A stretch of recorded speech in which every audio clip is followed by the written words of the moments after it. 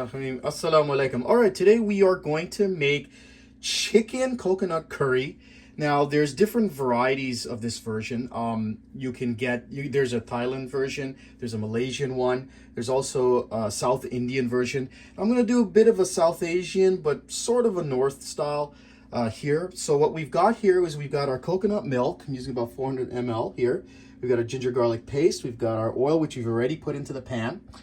We've also got a bunch of spices, which is, we've got salt, we've got turmeric, we've got red chili pepper powder, we've got cumin and coriander powder, we've got some black seeds or onion seeds, and we've also got some garam masala. And we've got a little bit of aromatics here. We've got 2 dried red chili peppers, we've got a bay leaf and some cardamom. And we also have, we're going to be using this later, some green chili. You can turn it into a paste, but I'm just going to throw it in like that. And we've also got 2 red onions. And we've got our chicken here. We're using about 8 pieces of chicken boneless thigh. So let's begin. Let's throw in our aromatics first. Okay, so we're going to go into our pan. Let's just toss them in there. Now I have heated it. Now for the oil, you can probably put in about 3 tablespoons, should be good enough. Okay, as it's heating up a bit here, we're gonna just throw in our onions. And we are going to saute the onions and then add in some ginger garlic paste right after. All right, there's, if you really aren't so familiar with all of these masalas and spices and things like that, you can do the Thailand version, which is actually pretty easy. You basically use their, you can buy a red curry paste, and you can use buy like curry powder, maybe a couple of extra spices, and you can make it. But you know what?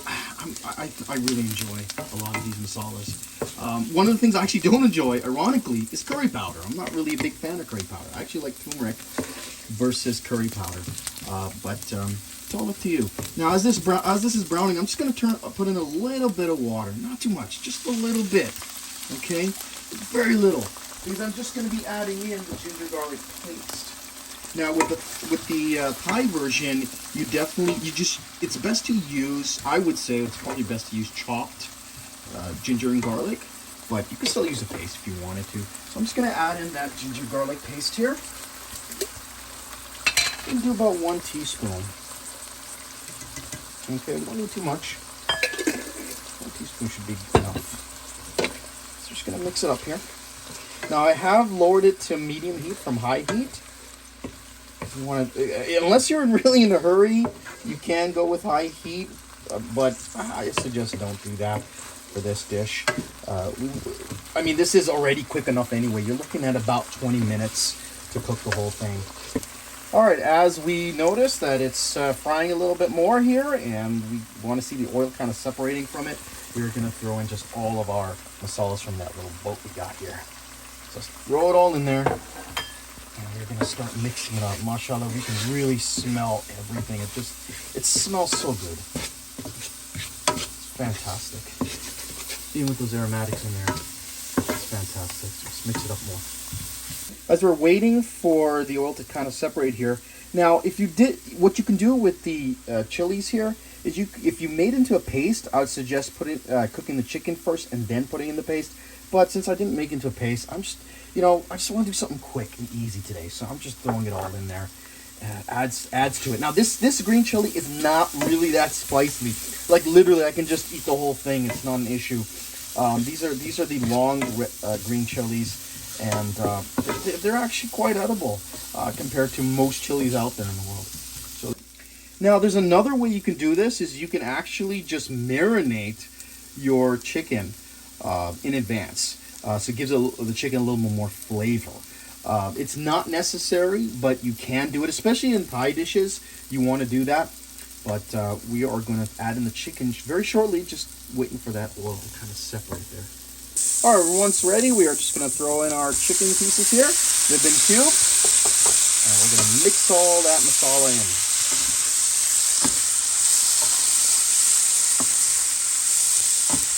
You can notice how quickly the color starts to change and just really stands out. All right, once about approximately 6 minutes is up, you're also going to start noticing the oil is separating. There's no water left in there from the chicken itself. we are now going to throw in our coconut milk here. It's a cedar brand and it's from Sri Lanka, so it's low in sodium. That's the reason why I got this one. I didn't want all that salt in there. Too much salt. I don't want to have that. We're just pouring that in there.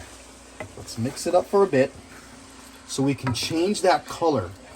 Once we change that color, what you're going to do for approximately 10 minutes is you are going to cover it.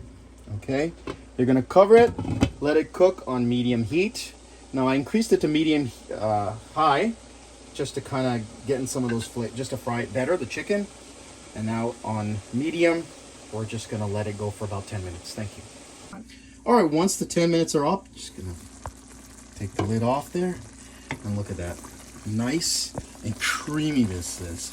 Not sure the lid out. And what I'm going to do also, just for an extra kick, which I love doing, as you notice in my other videos, I have to throw in some of that cilantro in there.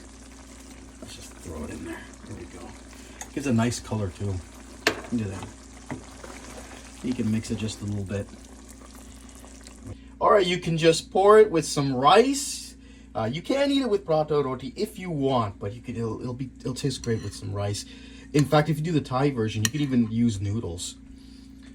Let's taste that. This is great. Thank you for watching. Subscribe and like.